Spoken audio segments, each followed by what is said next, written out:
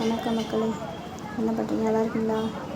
தாய் துர்கா தேவியோட அந்த அலங்காரமாக அவளுடைய அழகையும் பார்த்து ரசித்து ரத்த கொடி மக்கள் அவ்வளோ ஒரு ஆனந்தத்தில் இருந்தோம். அதோடு மட்டும் இல்லை, ஆத்தா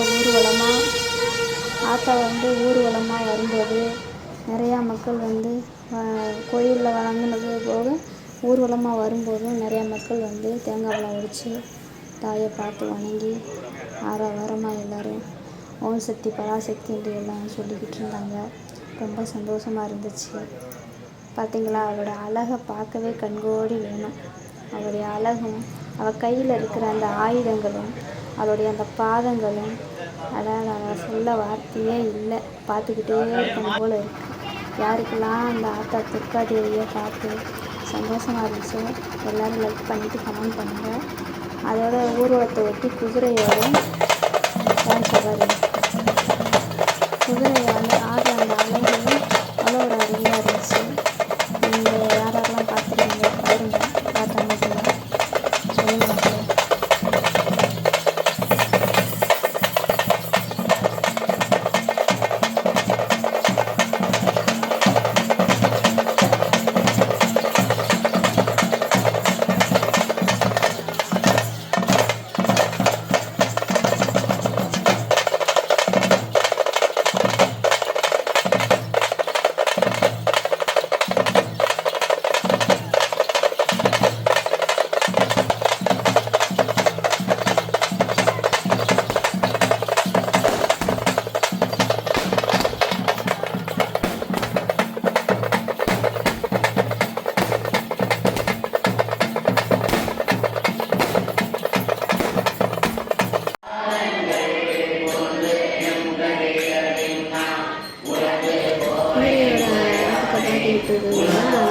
கோயிலுக்கு போகிற பணியில் தான் பார்த்தாங்க.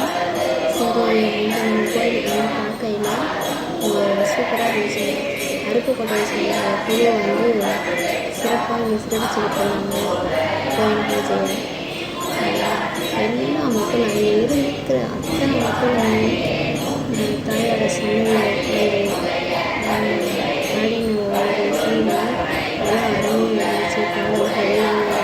அப்பாவோட புகழ்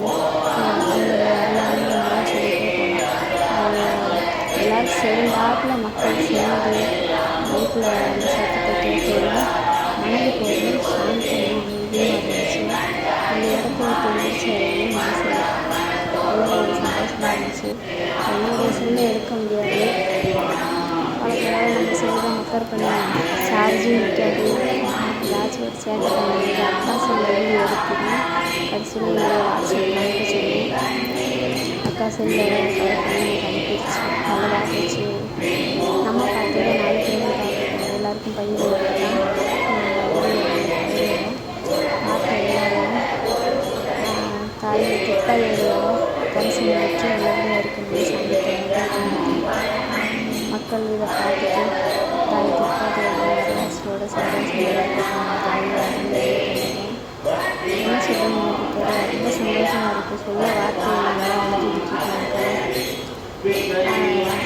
திருப்பி ரிட்டன் போனோம். அப்புறம் கோயிலையும் குதிரையை பார்த்தாச்சு. குதிரையை பார்த்தோன்னா பிள்ளைங்கள்லாம் ரொம்ப சந்தோஷப்பட்டு சொல்லி எடுத்துட்டு திருமணத்தோட வீடியோ எடுத்துகிட்டு இருந்தோம்.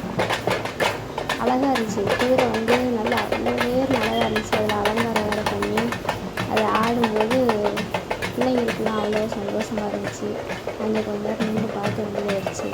ரோடு தெரு தான், அது கிராமத்துக்குள்ளே தெருங்கிறதுனால குதிரை அந்த ரோட்டில் தான் நின்று ஆட ஓட்டிகிட்டு இருந்தோம். கார் வரதுனால கொஞ்ச நேரம் ஒழுங்கு நிற்க வேண்டியதாக போயிடுச்சு. மக்களே நம்மளுக்கு ஆதரவு கொடுங்க. ஆதரவு கொடுக்குற எல்லாருக்குமே ரொம்ப நன்றி. நம்ம ஆடி மாதம்ன்றதுனால எல்லா பக்கத்துலேயும் திருவிழாவாக இருக்குது. நான் எந்த ஊர் சைடும் திருவிழா கோலாகலமாக நடந்துக்கிட்டு இருந்துச்சு. இது ராமநாதபுரத்தில் இருக்க அபிராமன்ற ஊரில் எழுந்தருளியில் சுயம்புவாக வந்திருக்க துர்கான்னு சொல்கிறாங்க. 4 பேர் சொல்லி தான் நம்மளுக்கு தெரியும். நான் இது தனிப்பட்டு என்னுடைய கருத்து கிடையாது. சுயம்பா தாயே அந்த இடத்துல அவதரிச்சதாக சொல்கிறாங்க துர்காதேவி. தெரிஞ்சவங்க அதை பற்றின விவரத்தை சொல்லுங்கள். நம்ம யார் சொல்லக்கூடிய ஆட்கள் நம்மளுக்கு பழக்கம் கிடையாதுங்க. சில விஷயங்கள் தானாக தெரிய வரும்போது அது அவங்களுக்கும் தெரியப்படுத்தலான்னு சொல்கிறேன். வேறு ஒன்றும் கிடையாதுங்க. பார்த்தீங்களா எவ்வளோ அழகாக இருக்குது, வெள்ளை வெள்ளையேன்னு அழகியாக இருக்காங்க. அவங்க முகத்தை பார்க்க தான் ட்ரை பண்ணோம். அவங்க அங்கே திரும்பிக்கிட்டே டான்ஸ் ஆடிட்டுருந்தாங்க. மக்களே இல்லை அதோட வந்து பாலிஷ் பண்ணணும்னு சொல்லி இதுக்கு முன்னாடி அந்த பதிவுகளில் வீடியோவில் நான் ஏன் எடுத்துகிட்டு வந்தேன், எதுக்காக பாலிஷ் பண்ண கொண்டு வந்திருக்கேன் அப்படின்ற விவரத்தை இதுக்கு முன்னாடி பதிவில் கொஞ்சம் போட்டிருப்பேன். பார்க்காதவங்க அந்த முன்னாடி பதிவில் போய் பார்த்துக்குங்க. இது எதுக்கு நான் எல்லாத்தையும் கவர் பண்ணேன்டா, அவங்க எடை எவ்வளோ ஒன்று எவ்வளோ எடை இருக்குது அப்படின்றத நம்ம தெரிஞ்சுக்கணும் இல்லையா. நான் சும்மாவே ஞாபகம் மறதி பல குழப்பத்தில் இருக்கனால எனக்கு கொஞ்சம் கொஞ்சம் மறந்துடுங்க. அதனால் சரி மறந்துடக்கூடாது, நம்ம பொருள் எல்லாம் எவ்வளோ இருக்குதுன்னு பார்க்கணும் அப்படின்றதுக்காக இந்த வீடியோ நான் எடுத்திருந்தேன். அதோட சரி உங்கள் கூட ஷேர் பண்ணிக்கலாம், நீங்களும் தெரிஞ்சுக்கிடுவீங்க அப்படின்ட்டு தான். அந்த அண்ணன் வந்து மறைச்சிக்கிடுவாங்க சரியாக, அந்த எடை வைக்கிறத பார்க்க முடியாது. நான் முடிஞ்ச வரைக்கும் ட்ரை பண்ணுவேன். பின்னாடியும் கூட்டம் நிறையா இருந்ததுனால முடிஞ்ச வரைக்கும் கேமராவை உள்ளே கொண்டு போய் எடுக்க ட்ரை பண்ணேன். லேடிஸாக இருந்தால் பரவாயில்ல, நம்மளே ஆளுங்கிறதுனால தயங்கி வந்துக்கிட்டு இருந்தேன். எப்படியோ எடுத்தாச்சு. எடுத்துகிட்டு அவங்கக்கிட்ட ஒரு பில்லு கேட்டேன். அவங்க வெயிட் பண்ணுங்கள், ஒருத்தவங்க வரணும், வந்ததே அவங்க என்னென்னு பார்த்துட்டு அவங்க போட்டு கொடுப்பாங்கன்னு சொன்னாங்க. அதுக்கப்புறம் ஒரு வழியாக ஒவ்வொரு பொருளாக எடுத்து வெயிட் பார்த்தாங்க. இன்னும் பொருள்கள்லாம் ஊரில் கிடக்கு.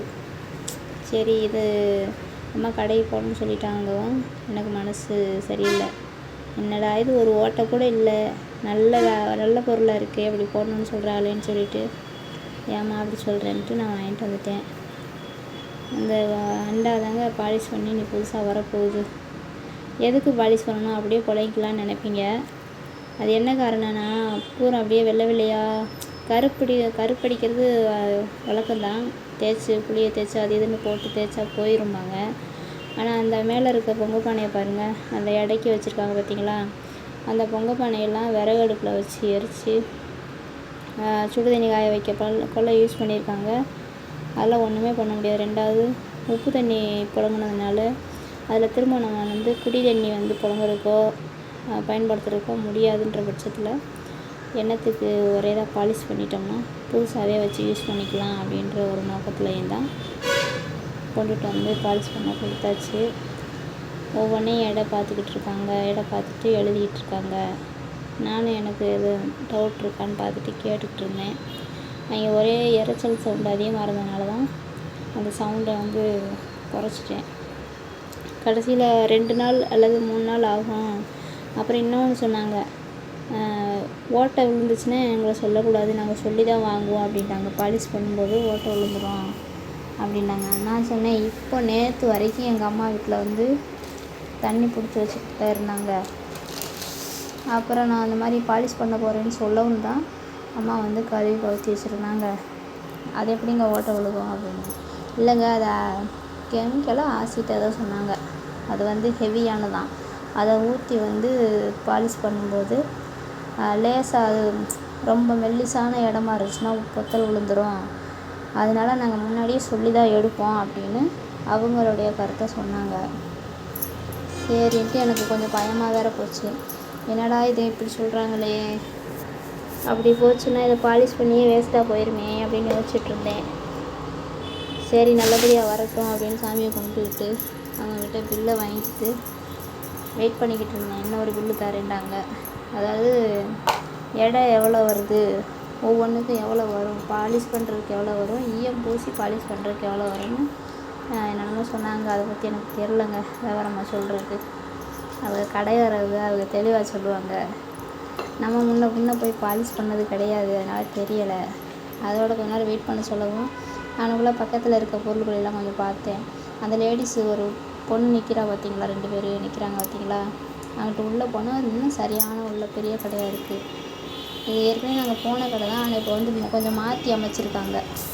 வாசல் வேறு பக்கம் இருந்துச்சு, இப்போ வந்து டோட்டலாக மாறிடுச்சு, இடமே மாறிடுச்சு.